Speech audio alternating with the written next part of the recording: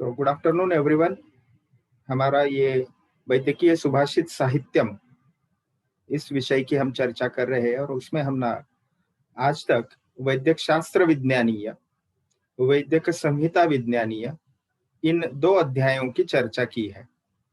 आज हम वैद्यक संहिता विज्ञानीय अध्याय की ओर बढ़ रहे हैं और उसमें विशेषतः जैसे मैंने पहले बताया कि इन पहले 3 अध्यायों का अगर हम अवलोकन करें तो हमें जान पड़ता है कि ये वैद्यक शास्त्र के विषय में आवश्यक ऐसे सुभाषित इसमें अध्याय के अधिकरण को लेके इकट्ठा किए गए। और चौथा अध्याय आगे आएगा, उसके साथ शुरुआत होती है, वह होती है स्वास्थ्य संबंधी अध्यायों के बारे में। अब वैद्यक संहिता विज्ञानी अध्याय देखने के बाद इन संहिताओं का निर्माण जिन महर्षियों द्वारा हुआ या विशिष्ट संहिता के रचना के लिए जिन जिन आयुर्वेद के विद्वानों का योगदान रहा, उनकी विषय में इस अध्याय में हमें जानकारी मिलती है और वह हमें ऐतिहासिक पार्श्वभूमि भी समझाता है। अपने इस विशेषतः संहिता के प्रणेत्रु, प्रणेत्रु शब्द का अर्थ यहाँ पे हमने प्रचारक के तौर पे लेना चाहिए। सबसे पहले श्लोक आता है, वह जानकारी देता है अश्विनी कुमारों के बारे में। अब अश्विनी कुमार कौन थे? आपने अष्टांग हृदय सूत्र स्थान के प्रथम अध्याय में आयुर्वेदावतरण के बारे में श्लोक देखे होंगे। तो क्या है, कोई आप में से बताएगा वहां पे? ब्रह्मा स्मृत्वा आयुषो वेदम प्रजापति, कोई बताएगा? प्रजापतिम अजिग्रहत सोश्विनौतौ सहस्राक्षम। अश्विन कुमार के द्वारा सहस्राक्ष यानी इंद्र तक आयुर्वेद प्रवाहित हुआ और यह दैवी परंपरा है। और फिर इंद्र जो देवों के राजा है, उन्होंने वो ज्ञान आयुर्वेद का सुरक्षित रखा था और फिर वह प्रवाहित हुआ संप्रदाय के अनुसार, जैसे अत्रेय महर्षि, भरद्वाज महर्षि या फिर अन्य संहिताओं के अनुसार कुछ अन्य विद्वान भी इंद्र जी के पास गए थे आयुर्वेद का अध्ययन करने के लिए या ज्ञान प्राप्त करने के लिए। यहाँ पे अश्विनी कुमार ये द्विवचन है। देखिए, अश्विनव शब्द जो है वो द्विवाचक है क्योंकि यह जुड़वा बंधु थे, जैसे आप इस चित्र में देख रहे हो। तो ये देव भीषजौ, मैं श्लोक पहले आपको बता दूं, अश्विनौ देव भीषजौ यज्ञवाहा विति स्मृतौ। तो सबसे पहले उनका वर्णन, इंट्रोडक्शन आता है। अश्विनी कुमार कौन है? तो ये देवताओं के भीषज यानी वैद्य, देवताओं के ये वैद्य है। तो हम इनको कहेंगे, जो आज की भाषा में कहे कि ये डॉक्टर्स थे। जो भी स्वर्ग ये स्थान है देवताओं का, और उसके भी अन्य अन्य स्पिरिचुअल बुक्स में बहुत डिटेल्स है, उसमें हम किसी और दिन चर्चा करेंगे। देव भीषजौ का मतलब देवताओं के वैद्य, देवताओं के वो care taker, health care taker थे, ऐसा हम कह सकते हैं। और उनको एक विशेषण भी यहाँ पे दिया है, यज्ञवाह इति स्मृतौ। तो वह यज्ञवाह कहलाते थे। अब यज्ञवाह यह शब्द जो आता है वो किस लिए आता है?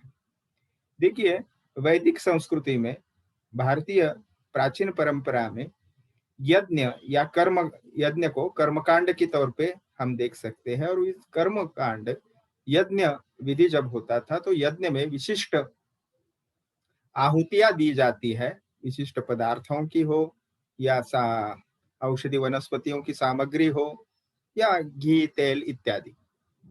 और यह सामग्री जो है वह आवाहन करते हैं किसी विशिष्ट वैद्य को या किसी देवता को, और उनके वो अग्नि को समर्पित की जाती है और अग्नि के द्वारा वह वहन होती थी उस विशिष्ट देवता की। तो यज्ञवाह का अर्थ शब्दशः अगर लेंगे तो अश्विनी कुमार भी जो थे, इन दोनों को यज्ञवाह यानी यज्ञ में आहुति का भाग मिलता था। अब देखिए, ये आगे के 3 जो लाइंस है वह है विशेषतः इन अश्विनी कुमार के द्वारा जो विशिष्ट चिकित्सा की गई है उनके बारे में वर्णन आता है। तो सबसे पहले यज्ञस्य ही शिरश्छिन्नम पुनस्ताभ्याम समाहितम। तो सबसे पहले जो है वो यज्ञ नामक जो भी व्यक्तित्व रहेगा उनका छिन्न शिर, यानी हम उसको कहेंगे कि किसी कारणवश युद्ध हो सकता है, एक्सीडेंट हो सकता है, उनका जो हेड रीजन था वो छिन्न शब्द का शब्दशः अर्थ कटा हुआ, ऐसा यहाँ पे ट्रांसलेशन है हिंदी बुक में। लेकिन छिन्न यानी उसके ज्यादा क्या बोल सकते हैं हम, फ्रैक्चर्स या छिन्न भिन्न हुआ होगा, और उसको ताभ्याम समाहितम, तो वह व्यवस्थित पद्धति से जैसे नेचुरली होता है वैसे उन्होंने पुनः उसका स्थापना की। अब आगे दूसरा पूष्ण या पूषण नामक जो व्यक्तित्व है, उनकी डेंटल दांत जो है, देखिए प्रशीर्णा दशनाहा, दशन शब्द जो है वो दांत के लिए है, और प्रशीर्ण यानी वो टूटे हैं या छिन्न भिन्न है। तो उस पूषण के जो छिन्न दांत है उनकी चिकित्सा की। आगे है भग नामक जो व्यक्तित्व है, उनके नष्ट नेत्र जो है वह व्यवस्थित किया उन्होंने, यानी भग के नष्ट हुए नेत्र जो है वो ठीक है, यानी यहाँ पे ऑप्थेल्मिक डिसीज की भी ट्रीटमेंट वह करते थे, यह हमें दिखाई देता है। आगे है वज्रिणाहा, वज्रिण शब्द जो है वो इंद्र के लिए है, उनको भुजस्तंभ व्याधि हुआ था।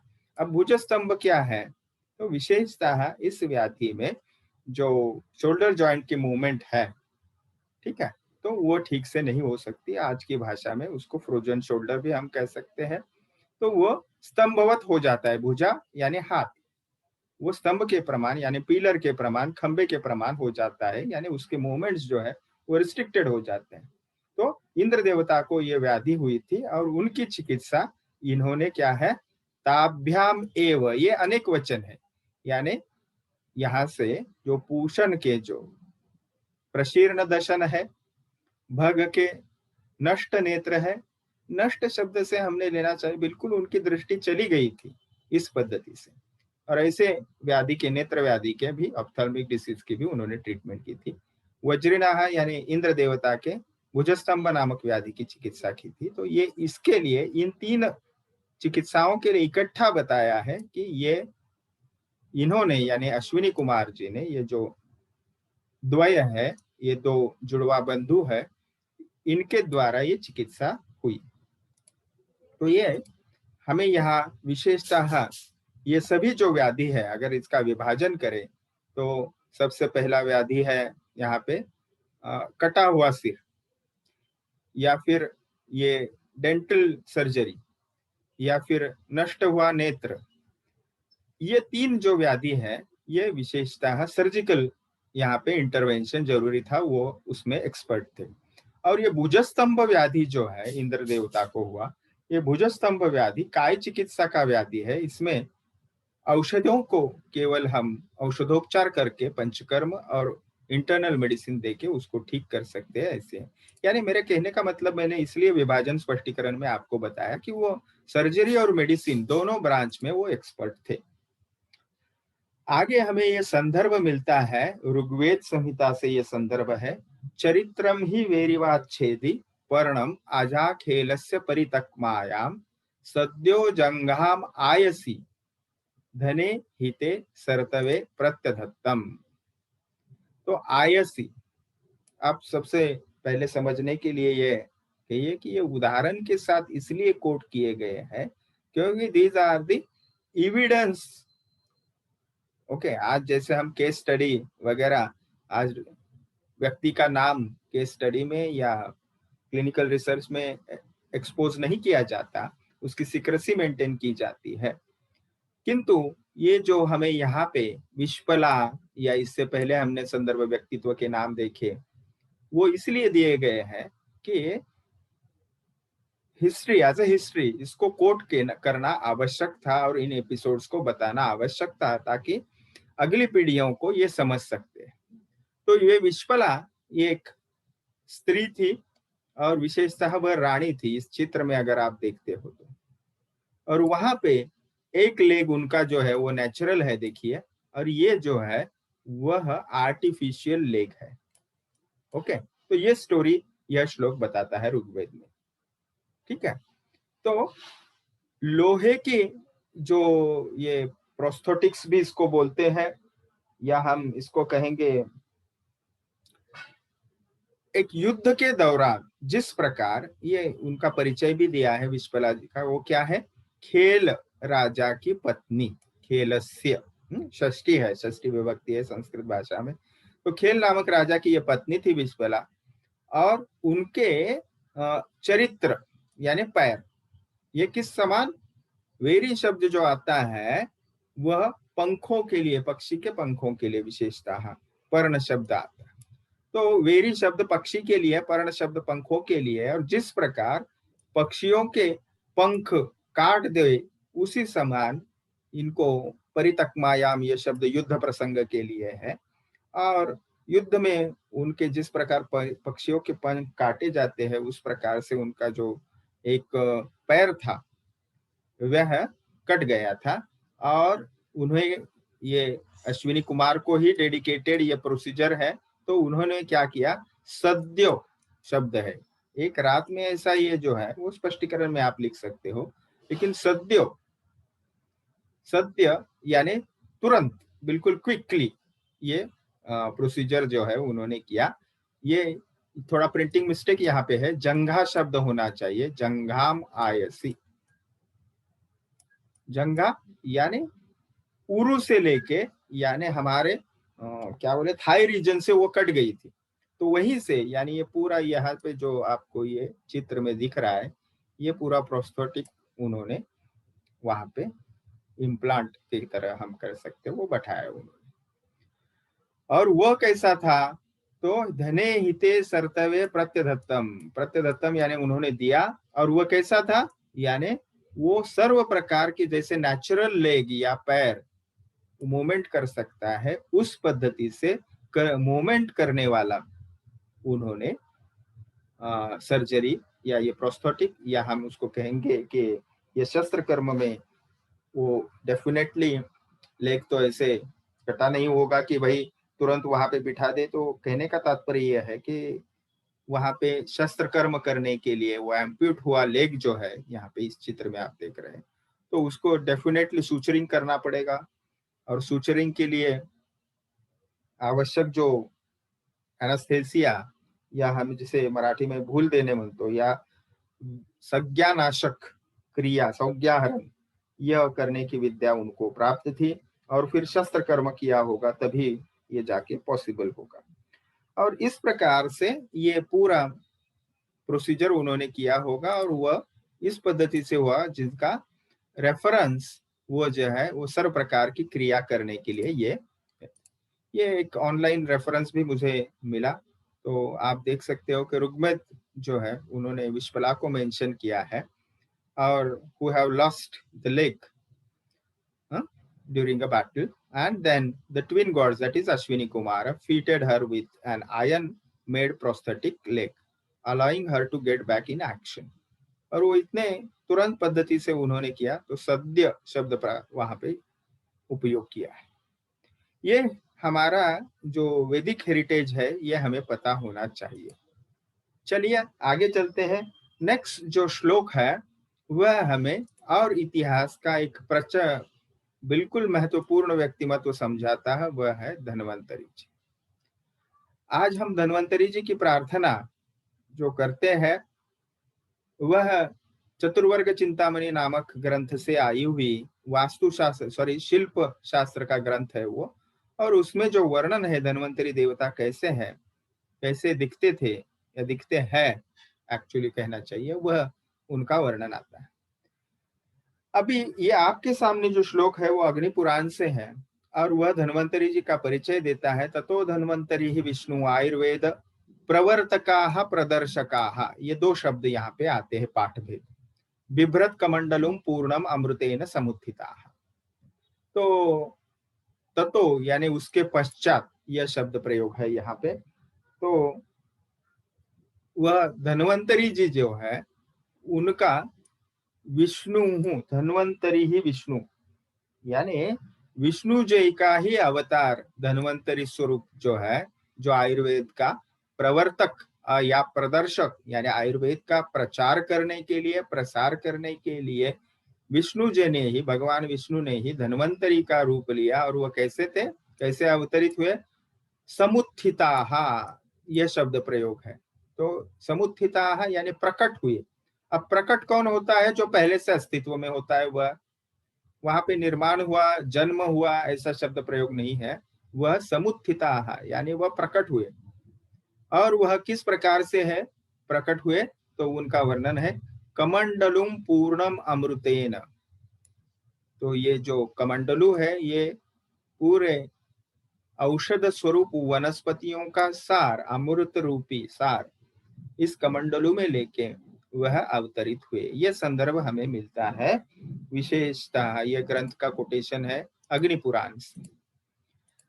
तो धन्वंतरी के बारे में ही सुश्रुत संहिता में सुश्रुत संहिता में हमें आगे का श्लोक मिलता है। अहम ही धन्वंतरी ही आदि देवो जरा रुजा मृत्यु हरो अमराणाम। तो जो धन्वंतरी है वह आदिदेव है। किनके आदिदेव है वो? विशेषतः यहाँ पे शब्द प्रयोग किया है अमरानाम। तो अमर, अमर कौन है? तो देवता है। अमर कौन है? देवताएं हैं। तो ये धन्वंतरी जो है वह आदिदेव है, यानी देव स्वरूप है।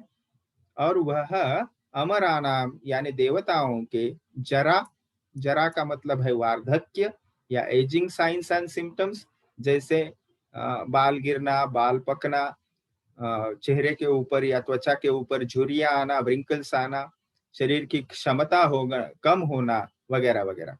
तो ये वार्धक्य के लक्षण है। रुजा यानी वेदना, और मृत्यु, देखिए मृत्यु का भी नाश वह करते थे। इनका तो विशेषतः अमरा नाम यानी देवताओं का। तो यह अहम ही यानी मैं ही वो हूं, कहने का तात्पर्य यह है कि सुश्रुत संहिता में जब हमें धन्वंतरी जी का वर्णन मिलता है तो वह इस स्वरूप से मिलता है। देखिए जैसे अग्निवेश तंत्र के ऊपर प्रतिसंस्कार होके चरक संहिता उत्पन्न हुई, हमने देखा, या निर्माण हुई, वैसे ही सुश्रुत संहिता का निर्माण के भी 5 स्तर है। उसको हम आयुर्वेद इतिहास में देखेंगे। अभी मैं इतना ही आपको समझा दूं कि जैसे अग्निवेश जी ने इसे ईसा पूर्व 1000 से 1500 वर्ष पूर्व ग्रंथ की रचना की, जिसको अग्निवेश तंत्र नाम था, वैसे ही सर्जिकल साइंस को डेडिकेटेड ग्रंथ जो है वो सौश्रुत नामक महर्षि थे।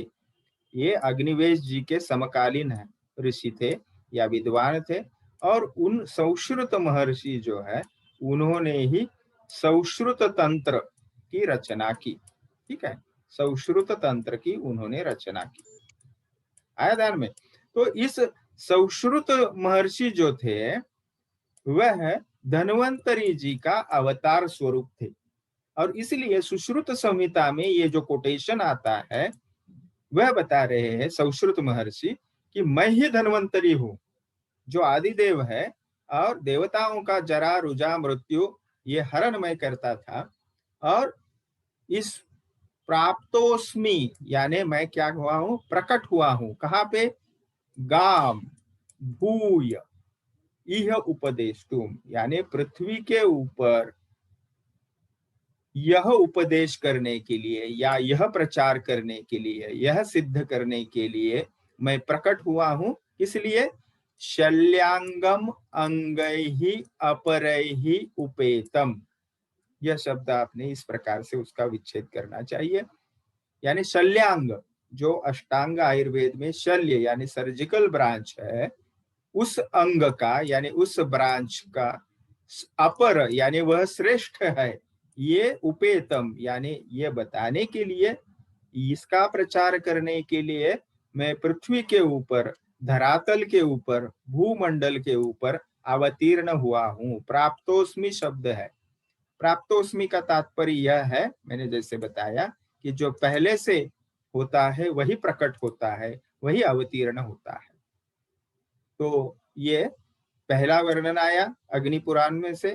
धन्वंतरी कौन है? तो वो भगवान धन्वंतरी। क्योंकि क्या है, ये मैं क्यों दोबारा बता रहा हूं, कभी कभी शॉर्ट नोट आती है धन्वंतरी या सिर्फ अश्विनी कुमार। तो अश्विनी कुमार अगर नोट आती है तो आपको ये 2 श्लोक वहां पे उनका डेडिकेट करना जरूरी है। ठीक है, ओके। ये तो यहाँ पे उन्होंने लगभग जो चिकित्सा की है, तो यज्ञ पुरुष हो या पूषण हो, भग हो, इंद्र हो, ये 4 सर्जरी, और ये 5वां विश्वलाभ जी का संदर्भ देना आवश्यक है। तो ये 5 आपको घटनाएं बतानी पड़ेंगी। उनको यज्ञवाह बताते थे, देवताओं का वह चिकित्सक थे वगैरह। अब धन्वंतरी जब नोट आएगी तो ये 1 श्लोक देना पड़ेगा, यह 1 श्लोक है, और आगे और 1 श्लोक आता है। ये तीसरा श्लोक देखिए। ये धन्वंतरी जी के बारे में और सुश्रुत के बारे में बताने वाला हम श्लोक है। तो ये श्लोक क्या बताता है, देखिए, सुश्रुत संहिता में से ही ये श्लोक है।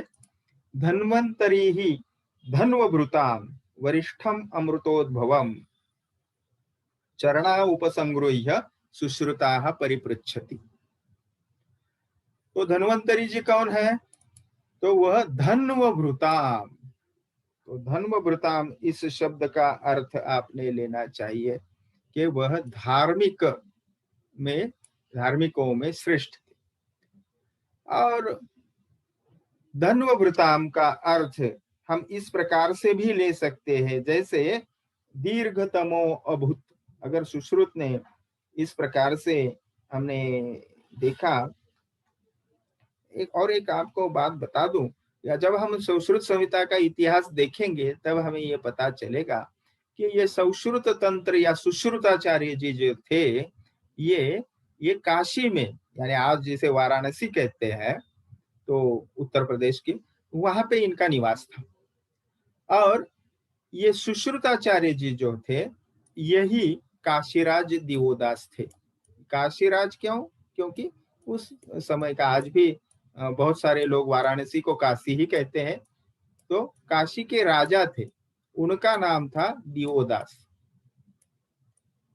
आज के कम ही राजा, यानी पॉलिटिशियंस, आज की भाषा में राजा कौन है? तो पॉलिटिशियंस है।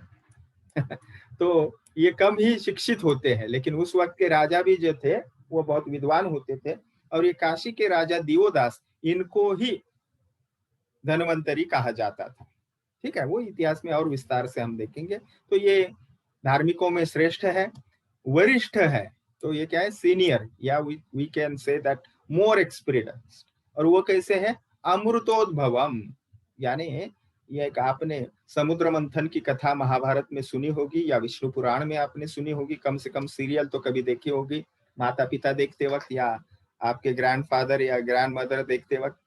तो वहां पे समुद्र मंथन का आपने एक कथा सुनी होगी, और वहां पे देवता और असुरों में वह समुद्र मंथन होता है, समुद्र में से विभिन्न द्रव्य बाहर आते हैं। तो यह धन्वंतरी जो है वह उस अमृत सागर से या अमृत मंथन या समुद्र मंथन से उत्पन्न देवता है। और उन्होंने क्या किया, देखिए, धार्मिकों में श्रेष्ठ अमृत सागर से उत्पन्न ऐसे जो धन्वंतरी है, उनका दोनों चरणों का स्पर्श करते हुए महर्षि सुश्रुताचार्य ने पूछा। ठीक है, चरणौ उपसंगृह्य, तो उसका संधि हुआ चरणा उपसंगृह्य। सुश्रुताचार्य जी ने परिपृच्छति, यानी उन्होंने प्रश्न पूछा। तो यहाँ पे और एक हमें इंफॉर्मेशन मिलती है धन्वंतरी जी की। तो वो क्या है? धार्मिक व्यक्तियों में श्रेष्ठ थे, यानी धर्माचरण थे, धर्म का अनुसरण करने वाले थे। और उनका उद्भव कैसे हुआ? तो क्षीर सागर मंथन या अमृत महासागर के मंथन से। आगे का श्लोक जो है वह हमें बताता है विशेषता। इन श्लोकों का वर्णन आप जब देखोगे तो यहाँ पे हमें चरक महर्षि के व्यक्तित्व के बारे में कुछ और प्रकाश डालता है। और विशेषतः चरक संहिता के ऊपर जो टीका है उसको आयुर्वेद दीपिका टीका नाम है उसका एक्चुअली। और वो चक्रपाणी जी ने, चक्रपाणी नामक ईसा 13वीं शताब्दी में विद्वान हुए हैं, चक्रपाणी दत्त ऐसा उनका नाम था। उन्होंने आयुर्वेद दीपिका चरक संहिता के ऊपर व्याख्या या टीका या कमेंट्री लिखी, और उनके टीकांश में हमें ये श्लोक मिलता है। और उनके अनुसार चरक का प्रतिसंस्कार, यानी चरक महर्षि ने चरक का जो प्रतिसंस्कार किया, यानी चरक संहिता की रचना की, और पतंजलि महर्षि ने महाभाष्य नामक ग्रंथ जो लिखा, ये कार्य करने वाले जो अहिपति यानी भगवान शेष है, उनका नमन वह चक्रपाणी दत्त जी करते हैं। अब इस सूत्र से क्या हुआ देखिए, पतंजल का योग सूत्र, ओके, व्याकरण का महाभाष्य नामक ग्रंथ, ये पतंजल शब्द जो आता है वह योग सूत्र के लिए है। उसको पतंजल कृत योग सूत्र, महर्षि पतंजलि कृत योग सूत्र कहते हैं, या पातंजल भाष्य भी कहते हैं, इसलिए केवल पातंजल शब्द आया है। महाभाष्य यह व्याकरण के ऊपर ग्रंथ लिखा गया है। और चरक प्रतिसंस्करण यानी चरक संहिता, या यहाँ पे अग्निवेश संहिता से शब्द प्रयोग किया है, क्योंकि वो चरक का प्रतिसंस्करण होने के बाद उसको चरक संहिता नाम हुआ। और क्रमशः योग सूत्र क्या है, मन के दोष का निराकरण करता है। महाभाष्य जो व्याकरण ग्रंथ है वो क्या करता है, तो वाचा के दोषों का निराकरण करता है, यानी उच्चारण यानी भाषा, ठीक है, वाणी शब्द प्रयोग आया है यहाँ पे। और इसीलिए तीसरा है काय दोष, यानी शरीर के दोषों का निराकरण या हरण करने वाला। ऐसे जो हरत्रय यानी इनका निराकरण या इनको जो हर लेते हैं, ऐसे अहिपति यानी भगवान शेष, इनको नमः, इनको मैं प्रणाम करता हूं। तो मंगलाचरण करते वक्त या अध्याय का प्रारंभ करते वक्त, लेखन का प्रारंभ करते वक्त अपनी इष्ट देवता जो है उनको नमन करने की पद्धति है। और उस नमन में हमें ये चक्रपाणी दत्त जी का संबोधन मिलता है। वह क्या कहते हैं, ये भगवान शेष जो है वही योग सूत्रकार पतंजलि है, महाभाष्यकार भी वही है, ठीक है, क्योंकि ये योग सूत्र भी पतंजलि ने लिखा, और महाभाष्य व्याकरण के ऊपर जो ग्रंथ है वह भी पतंजलि जी ने ही लिखा। और चरक का प्रतिसंस्कार करने वाले जो है चरक महर्षि, वह भी भगवान शेष ही है, ऐसा चक्रपाणी दत्त जी का मत है। और इन तीनों जो है वह भगवान शेष के अधिपति, उनके अवतार है, और इसीलिए उनको मैं नमन करता हूं। तो इस दृष्टि से ही पतंजलि महर्षि और चरक महर्षि ये दोनों शेष नाग का अवतार है। और इसीलिए नाग पंचमी को, यानी इस 2021 में, वह 13 अगस्त को है, चरक जयंती यानी चरक जी का जन्मोत्सव या बर्थडे मनाया जाता है चरक महर्षि का। तो इस साल भी 13 अगस्त को इसके ऊपर एक व्याख्यान सत्र भी महाराष्ट्र के अपने आयुर्वेद के जो भी विद्वान है उनके द्वारा आयोजित करने वाले हैं। चलिए आगे का श्लोक है, यतश्चर इव आयातो न ज्ञाताः केनचित् यताः तस्मात् चरक नाम्नासौ विख्याताः क्षितिमंडले। अब देखिए, यतश्चिर इव आय, यताः चर इव आयातो, चर शब्द जो यहाँ पे है वह गुप्तचर के लिए है। और गुप्तचर जिस पद्धति से आता है और निकल जाता है अपने को जो इंफॉर्मेशन चाहिए वह लेके, और वह किसी को ही न ज्ञाता केनचित यता, और वह जिस प्रकार से केनचित यानी किसी को भी वह ज्ञात नहीं होता या पहचाने वो नहीं जाते हैं, उसी प्रकार से तस्मात्, उसी प्रकार से उसी विधि से चरक नामना सौ विख्याता क्षिति मंडले। तो वैसे ही चरक महर्षि कब आते थे, अपना कार्य करते थे और चले जाते थे, वह पता नहीं चलता था। तो इसीलिए वे जो है वो चरक नाम से विख्यात हुए। अब देखिए, इस चरक शब्द का अर्थ चरैवती चरकाहा, यानी एक स्थान पे वो नहीं रहते थे, इसलिए भी है। और जो उस प्रकार के उस वक्त जो ऋषि महर्षि सन्यासी होते थे, विद्वान होते थे, वो समाज में कम ही रहते थे और उनका कार्य समाप्त होने के बाद अपने निजी स्थान पे वो लौट जाते थे, जहाँ पे उनका आश्रम होता था या निवास होता था। तो चरक महर्षि जी जो थे, उनका ऐसा कोई निजी एक निश्चित ठिकाना नहीं था, वो हमेशा घूमने वाले थे और वह आते थे, अपना कार्य करते थे और निकल जाते थे। यह संबोधन हमें मिलता है या यह हमें इंफॉर्मेशन जो मिलती है वो भाव प्रकाश ग्रंथ से मिलती है। ठीक है। तो जब आपको सुश्रुत के ऊपर पूछा जाएगा तो आपको ये दो संदर्भ देने आवश्यक हो जाएंगे। और जब चरक ऐसे अगर आपको ऐसे क्यों आता है तो आपको ये पातंजल देन यतश्चर्यवाया तो और ये आगे का तीसरा श्लोक आपको वहां पे देना पड़ेगा, लिखना पड़ेगा।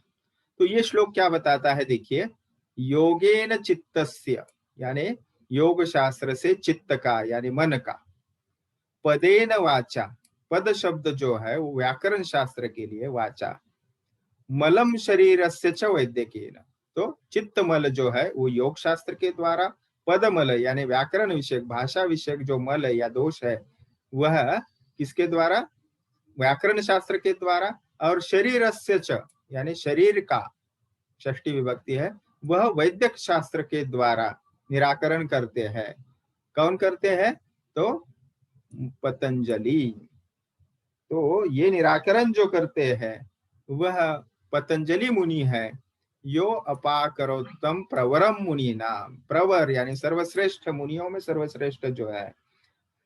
और वह शरीर का मल जो है अपाक यानी उसका जला देते हैं, उसको भस्म कर देते हैं, दूर कर देते हैं। ऐसे पतंजलि जो मुनियों में श्रेष्ठ है उनको प्रांजलि राणतोस्मि योग वार्तिक ग्रंथ में से है, यानी दोनों हाथ जोड़ के उनको मैं नमन करता हूँ, उनको प्रणाम करता हूँ, ऐसे यहाँ पे वर्णन है। तो फिर एक बार आप देख सकते हो कि यहाँ पे पतंजलि महर्षि जो भगवान शेष के ही अवतार थे, उनके ही ये तीनों कार्य यहाँ पे योग वार्तिक ग्रंथ में बताए हैं। देखिए, जब इतिहास हम देखेंगे तो हमें ध्यान में आता है कि ये व्यक्तित्व भिन्न भिन्न थे। चरक महर्षि वह जो है वो सिर्फ कंपैरिजन के लिए ये श्लोक इस्तेमाल किए हो। एनीवे, उसको हम आज नहीं देखेंगे, आगे देखते हैं। इंफॉर्मेशन वह है अत्रेय महर्षि की। अब अत्रेय महर्षि कौन है, तो हमने देखा कल चरक संहिता का अध्ययन करते वक्त या चरक संहिता की इंफॉर्मेशन देखते वक्त हमने देखा कि पुनर्वसु अत्रेय के 6 शिष्य थे और पुनर्वसु अत्रेय जी ने जो ज्ञान दिया उसमें से अग्निवेश नामक ऋषि ने अग्निवेश तंत्र की रचना की, उसकी ही चरक संहिता आगे नाम हुआ। तो ये अत्रेय महर्षि जो है उनके बारे में श्लोक हारित संहिता में आता है। यथा सिंहो मृगेंद्राणाम, यथा शब्द तथा ऐसा ऐसे जब आता है यथा तथा यानी कंपैरिजन है। तो जिस प्रकार से यथा मृगेंद्र में सिंह, मृगेंद्र यानी जो जंगल में रहने वाले श्वापद है, पशु है, उनमें से सिंह ये क्या है, सर्वश्रेष्ठ है। सिंह जंगल का राजा है, पशु पक्षियों का, प्राणियों का राजा है वो। सर्पों में कौन श्रेष्ठ है, यथा अनंतो भुजंग में, तो सर्पों में श्रेष्ठ कौन है, अनंत नाग है।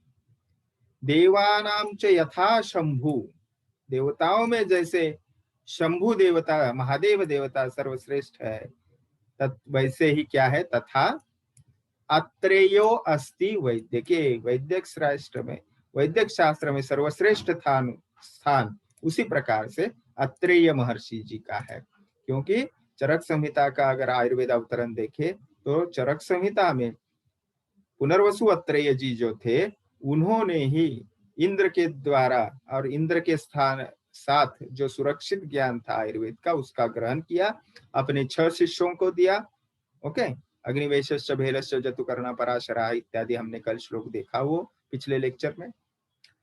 और फिर वो उनके शिष्यों को उन्होंने दिया। इस प्रकार से आयुर्वेद अपने पृथ्वी तल पे प्रवाहित हुआ, उसका प्रचार प्रसार हुआ। इसलिए अत्रेय जो है वह श्रेष्ठ है, जैसे मृगेंद्रों में सिंह है, अनंत जैसा भुजंग यानी सर्पों में है, उसी प्रकार से देवताओं में जैसे शंभु देवता है, वैसे आत्रेय जो है वो वैदिक शास्त्र में पूजनीय है, सर्वश्रेष्ठ है, ऐसे यह श्लोक बताता है।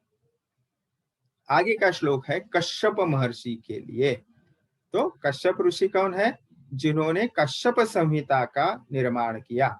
कश्यप संहिता जो है वो डेडिकेटेड है विशेषतः स्त्री रोग यानी गायनेकोलॉजिकल एंड ऑब्स्टेट्रिक्स डिसऑर्डर्स एवं पीडियाट्रिक डिसऑर्डर्स, कौमार भृत्य तंत्र। तो इस दो ब्रांच को डेडिकेटेड कश्यप संहिता है, जिनका कश्यप संहिता का निर्माण या रचना कश्यप महर्षि ने की। उनका ये मार्कंडेय पुराण में से श्लोक आता है इंफॉर्मेशन देने वाला, ब्रह्मणाः तनयो यो अभूत। तो ये जो ब्रह्मा जी का पुत्र है वह मरीचि इति विश्रुताः। तो ब्रह्म देवता जो है वो ब्रह्मा विष्णु महेश, तो ब्रह्मा जो है उनके पुत्र है मरीच। वह पृथ्वी के ऊपर उनका जन्म होने के बाद मरीचि इति विश्रुताः, वो मरीचि नाम से विश्रुताः।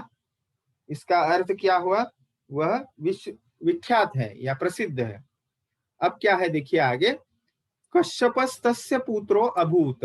इन मरीचि जी का पुत्र जो है वो कश्यप है। ओके, तो कश्यप जी के दादा या ग्रैंडफादर ब्रह्मा है, ठीक है, फादर का नाम मरीचि है, पिता का नाम, और वह कश्यप है। और आगे कश्यप की और भी एक निरुक्ति बताई जाती है, कश्यपानात् स कश्यपाः। कश्य यह शब्द जो आता है वो सुरा या मध्य के लिए आता है, ऐसा कहते हैं। मार्कंडेय पुराण का संदर्भ है, उसको मैं कोट कर रहा हूं। तो कश्यपानात् यानी वो सुरापान हमेशा करते थे, इसीलिए उनको कश्यप कहते थे। अब ये तो थोड़ा कठिन है कि वो इस प्रकार के विद्वान व्यक्तित्व को ऐसे आदत होगी या उनका ये व्यसन होगा सुरापान करने का, इसीलिए पाठभेद पश्यक ऐसे भी आता है। तो पश्यक का मतलब होता है जो सूक्ष्मतः जो निरीक्षण करता है, यानी उनकी सृष्टि की निरीक्षण पद्धति, रोग की निरीक्षण पद्धति बहुत सूक्ष्म थी। पश्यक यानी देखने वाला। तो ये शायद पाठ भेद हो सकता है। और कश्यपाना स कश्यपाः, इसे हम केवल कोट कर सकते हैं। देखिए इस प्रकार से कश्यप महर्षि की हमें इंफॉर्मेशन मिलती है। अब देखिए ये थोड़ा सा समारोपवद के तौर पे ये श्लोक है, अध्याय का अंतिम श्लोक है। और इस श्लोक में क्या बताते हैं, अत्रि कृत युगे वैद्यो। तो कृत युग में कौन वैद्य थे? अत्रि महर्षि।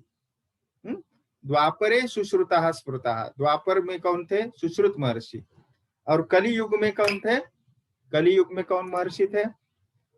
आयुर्वेद के विषय में अगर कहे तो कलि युग में महर्षि थे वाग्भट, ये कलि युग में थे। गरिमा अत्र प्रदिश्यते।